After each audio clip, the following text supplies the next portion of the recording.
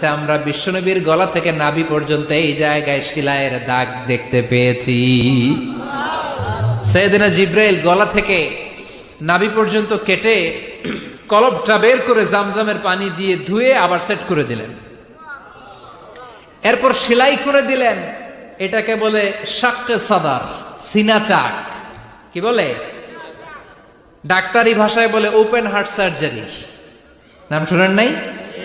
বিশ্বনবীর পুরো জিন্দেগিতে 2 বার এরকম ওপেন হার্ট সার্জারি হয়েছে। আল্লাহু আকবার।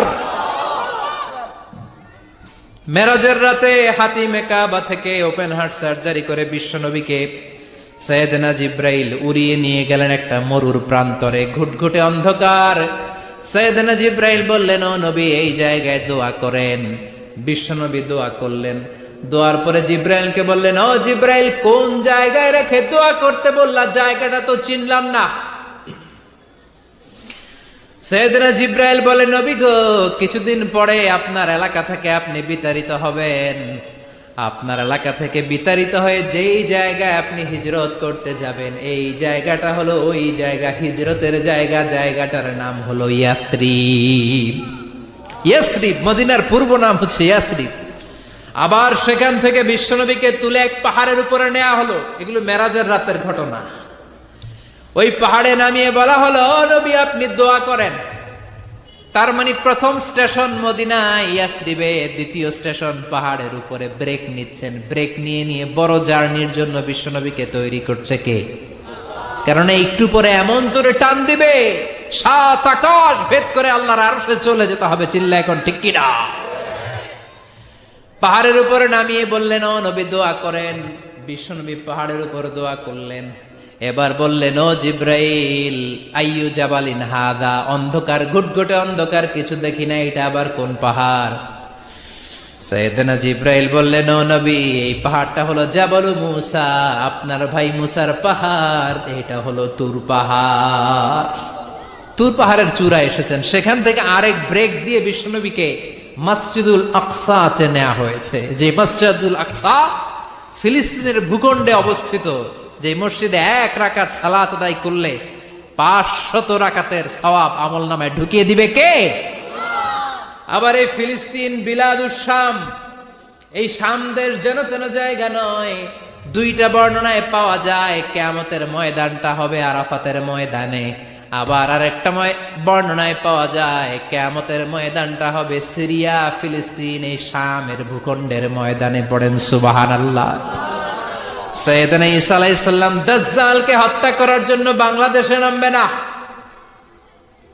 দাজ্জালকে হত্যা করার জন্য সৌদি আরবেও নামবে না, মিশরেও নামবে না, ইরাকেও নামবে না, লেবাননেও নামবে না, আলজেরিয়াতেও নামবে না, তিউনিসিয়াতেও নামবে না, মরক্কোতেও নামবে না। সাইয়েদনা ঈসা আলাইহিস সালাম দাজ্জালকে হত্যা করার জন্য ফিলিস্তিনের দামেস্কের জামে মসজিদের সবচেয়ে বড় মিনারার পাশে 2 জন ফেরেশতার পাখার উপরে ভর করে জমিনে নেমে আসবেন। এই জায়গাটা অনেক গুরুত্বপূর্ণ জায়গা। আল্লাহ বলেছেন, বারাকনা হাওলা, এই পুরো এলাকাটাকে আমি বরকত দিয়ে ছেয়ে দিয়েছি। পড়েন আল্লাহু আকবার। আবার এই জায়গায় বিশাল একটা যুদ্ধ হবে। ফিলিস্তিনের একটা শহর আছে আল গৌতা। এই গৌতা শহরে মুসলমানদের কেন্দ্রবিন্দু হবে। কিয়ামতের আগ দিয়ে যা যা ঘটবে সব এই ফিলিস্তিনে ঘটবে। এই জন্য 3 আর জাইতুনের কসম কাটার মধ্য দিয়ে ফিলিস্তিনের কসম কেটেছে কে? এই ফিলিস্তিনের বাইতুল হাম, যেটাকে বলে বেথেলহাম, এই বেথেলহাম সিটিতে ঈসা আলাইহিস সালামের জন্ম। সুবহানাল্লাহ পড়েন। মনে থাকবে কোন শহরে? বেথেলহাম। বেথেলহাম শহরে ঈসা আলাইহিস সালামের জন্ম। তার মানে আল্লাহ ঈসা নবীর জন্মস্থানের কসম কাটলেন। এরপর আল্লাহ বললেন, ওয়াতুরে সিনিন, তুর পাহাড়ের কসম, সিনাই পর্বতের কসম। তুর পাহাড় হলো মিশরে, মিশর হলো মুসা আলাইহিস সালামের জন্মস্থান। আর ওয়াহাদাল বালাদিল আমিন, এই নিরাপদ শহরের কসম, মানে মক্কাতুল মুকাররমার কসম। মক্কা মুকাররমা কার জন্মস্থান? জোরে বলেন, আরো জোরে বলেন। বিশ্বনবীর জন্মস্থান। তিনজন বড় বড় পয়গাম্বর যেই তিন দেশে এসেছে, আল্লাহ তিনটা দেশের কসম কাটলেন। তিনটা বড় বড় শরীয়তের ধারক বাহক এই তিনজন নবী, উলুল আজমি মিনার রুসুল। এজন্য আল্লাহ বললেন, ওয়াত-তিনি ওয়াজ-যাইতুনি ওয়া তুরি সিনিনা ওয়া হাযাল বালাদিল আমিন। তিন আর যাইতুনের কসম, মানে ফিলিস্তিনের কসম। ওয়া তুরি সিনিন, তুর পাহাড়ের কসম, মিশরের সবচাইতে উঁচু পাহাড়, যে পাহাড়ের চূড়ার উপরে উঠে সাইয়েদনা মূসা আলাইহিস সালাম সরাসরি আল্লাহর সাথে কথা বলেছেন। ওয়া কাল্লামাল্লাহু মূসা তাকলিমা, সরাসরি, without any media, without any via, সাইয়েদনা মূসা আলাইহিস সালাম আল্লাহর সাথে কথা বলতেন। পৃথিবীতে চারটা আসমানি কিতাব সবচাইতে সেরা। এক হচ্ছে তাওরাত, দ্বিতীয়ত জাবুর, তৃতীয়ত ইনজিল, চতুর্থত কোরআন। তাওরাত আল্লাহ নাজিল করেছেন সাইয়েদনা মূসা আলাইহিস সালামের উপর, জাবুর নাজিল করেছেন দাউদ আলাইহিস সালামের উপর, ইনজিল নাজিল করেছেন ঈসা আলাইহিস সালামের উপর, আর বিশ্বনবীর উপর নাজিল করেছেন কোরআন। ঠিক কিনা? এই তাওরাতকে রব্বুল আলামিন স্বয়ং নিজ হাতে লিখে কাঠের ফলকের মধ্যে, তক্তার মধ্যে লিখে সাইয়েদনা মূসা আলাইহিস সালামকে দিয়েছেন। সুবহানাল্লাহ। এটাকে আরবিতে বলে আলওয়াহ। লাউহের প্লুরাল হচ্ছে আলওয়াহ। কাঠের তক্তার মধ্যে আল্লাহ নিজে তাওরাত লিখেছেন। কিসের মধ্যে লিখছেন? কথা বলেন, শুনতেছেন? মনোযোগ আছে? কাঠের তক্তার মধ্যে তাওরাত লিখলেন, লিখে মূসা আলাইহিস সালামকে বললেন, মূসা, ফিহি বুরহান, ফিহি হুদা, ফিহি হিদায়া। এই হচ্ছে তাওরাত কিতাব, আমি নিজ হাতে লিখে দিয়েছি। এর মধ্যে হেদায়েত আছে, এর মধ্যে বরকত আছে, এর মধ্যে বুরহান আছে, দলিল আছে। যাও, এই কাঠের তক্তার মধ্যে লেখা তাওরাত কিতাবকে নিয়ে যাও, বনী ইসরাইলের কাছে এই তাওরাত কিতাবের দাওয়াত দাও। সাইয়েদনা মূসা আলাইহিস সালাম ছিলেন অনেক শক্তিশালী নবী। উনি ভাবলেন, অল্প কয়েকটা তক্তা, কাউকে ডাকার দরকার নাই, আমার ভাই হারুন রে লাগবে না, আমি যথেষ্ট। আমার ভাই হারুন রে কষ্ট করে পাহাড়ের উপরে টেনে আনার দরকার নাই, 3-4টা তক্তা আমি নিজেই নিতে পারবো, নিজেই নিতে পারবো মনে করে সাইয়েদনা মূসা আলাইহিস সালাম আল্লাহর লেখা তক্তার উপরে যে তাওরাতের ফলক, এই ফলক ধরে টান দিয়েছে উঠানোর জন্য। আল্লাহ যেহেতু কিতাব দিয়েছে, নিয়ে যায়। কিন্তু কি আজীব তামাশা, তক্তা ধরে কাঁধে তুলবে তো দূরের কথা, নাড়াতেই পারে না। সুবহানাল্লাহর আসতে বলেন, নাড়াতেই পারে না। উনার এত শক্তি, উনি এক থাপ্পড় মেরে ফেরাউনের বাবুর্চিকে ওই জায়গার মধ্যে দুনিয়া থেকে বিদায় করেছিলেন। এক ধাক্কা মারলে 10 জন 10 হাত দূরে যেয়ে পড়তো। উনি রেগে গেলে ওনার মাথার চুলগুলো টুপি আর পাগড়ি ভেদ করে উপরের দিকে এরকম খাড়া হয়ে দাঁড়িয়ে যেত। স্বয়ং মালাকুল মাউতকে থাপ্পড় মেরে চোখ কানা করে দিয়েছিলেন। এর কারণ মালাকুল মাউত মানুষের সূরাতে আসছিল, আর অনুমতি নেয় নাই। ঘরের মধ্যে ঢুকার আগে অনুমতির দরকার আছে না নাই? কি সুন্দর ইসলাম! হোয়াট এ প্রাইভেসি ইন ইসলাম! কত সুন্দর প্রাইভেসি ইসলাম আমাদেরকে শিখিয়েছে। আপনি ঘরে ঢুকবেন, অনুমতি নিয়ে ঢুকবেন। কার কথা? এক সাহাবী বললেন, নবী, আমার ঘরে 2 ঘর। কয়টা? 2টা মাত্র রুম। এক রুমে থাকে আমি, আর এক রুমে থাকে আমার আম্মা জান। যেই আম্মা জানের বুকের দুধ খেয়ে আমি 10 মাস পেটের ভেতরে ছিলাম, 2 বছর বুকের দুধ খেয়ে বড় হলাম। আমার আম্মা জান থাকে এক রুমে, আমি থাকি আর এক রুমে। ও নবী, আমার মায়ের রুমে ঢোকার আগেও কি অনুমতি নেওয়া লাগবে নাকি? বিশ্বনবী বললেন, ও সাহাবা, আতুহিব্বু আন তারাহা উরিয়ানা, do you like to see your mother naked? তুমি কি তোমার মাকে নেকেড দেখতে চাও? তুমি কি তোমার মাকে উলঙ্গ দেখতে চাও? সাহাবী বললেন, কাল্লা, কখনোই না।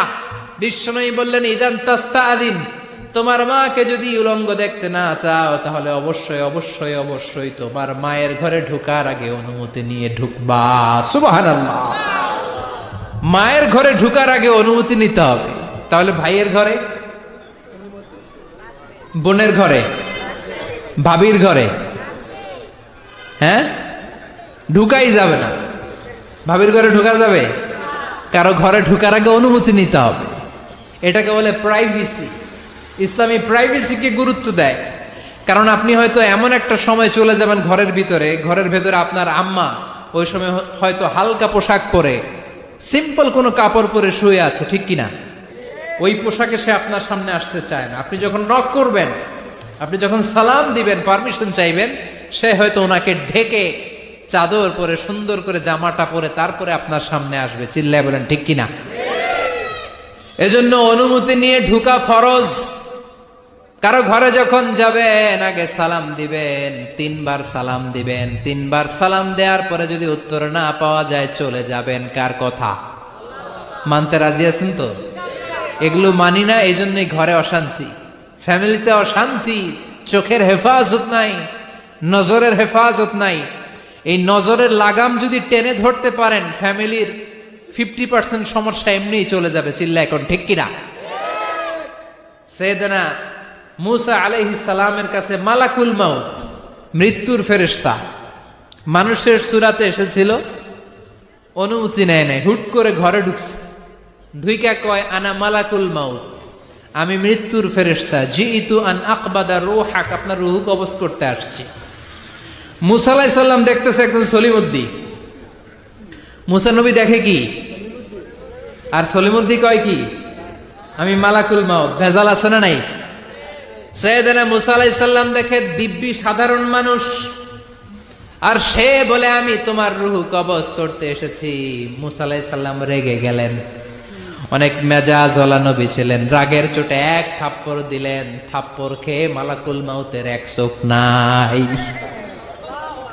বুখারীর বর্ণনা, ফাসাক্কাহু ফাফাকু আইনা, থাপ্পড় মারলেন, চোখ শেষ।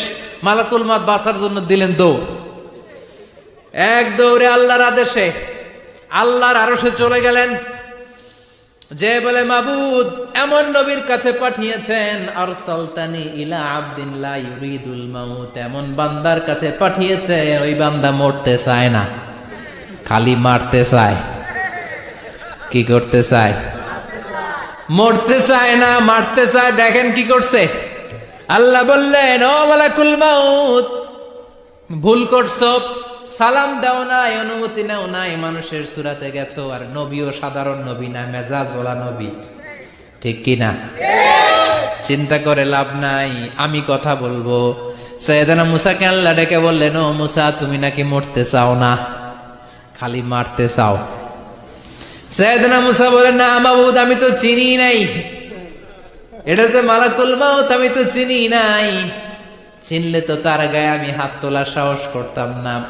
আল্লাহ বললেন, ও মুসা যাও, দাইয়াদাকা আলা মাতনি সাউর, ওই যে একটা গাভী দেখা যায়, ষাঁড় দেখা যায়, ওই গরুর পিঠের উপরে তোমার ডান হাতটা রেখে দাও। সাইয়েদনা মুসা আলাইহিস সালাম গরুর পিঠের উপরে ডান হাত রাখলেন। আল্লাহ বললেন, মুসা, তোমার ডান হাতের নিচে গরুর যতগুলো পশম, প্রত্যেকটা পশমের বিনিময়ে তোমার 1 বছর করে হায়াত আমি বাড়িয়ে দিলাম। মরতে যখন চাও না, মারতে যখন চাও, আরো কয়েক বছর মারো, হায়াত আমি বাড়িয়ে দিলাম। মুসা আলাইহিস সালাম বললেন, আল্লাহ সুম্মা মাযা, এই হাতের নিচে গরুর যত পশম তত আমার হায়াত বেড়ে যাবে। ধরলাম হাতের নিচে 2000 পশম, 2000 বছর হায়াত বাড়িয়ে দিলেন, কিন্তু সুম্মা মাযা, 2000 বছর পরে কি হবে, আগে ওইটা কোন, ওই ঝামেলাটা ভাঙের আগে আল্লাহ বললেন, মুসা সুম্মাল মাউত, তারপরে তো তোমাকে মরতেই হবে, এই পৃথিবীতে আসলেই মরতে হয়। কুল্লু নাফসিন যায়িকাতুল মাউত, এই পৃথিবীতে যারা একবার আসবে তাদেরকেই মরতে হবে, ঠিক কি না? সাইয়েদনা মুসা আলাইহিস সালাম বললেন, ফাল আনা, তাহলে আর দেরির দরকার নাই, এখনই আমাকে নিতে বলেন। সুবহানাল্লাহ। মালাকুল মাউত এসে মুসা আলাইহিস সালামের রূহ কবজ করে ফেলবেন। এই মুসা আলাইহিস সালামের সাথে সরাসরি আল্লাহর কথা হতো এই তুর পাহাড়ের উপর। আর এই তুর পাহাড়ের নামে কসম কেটেছে কে?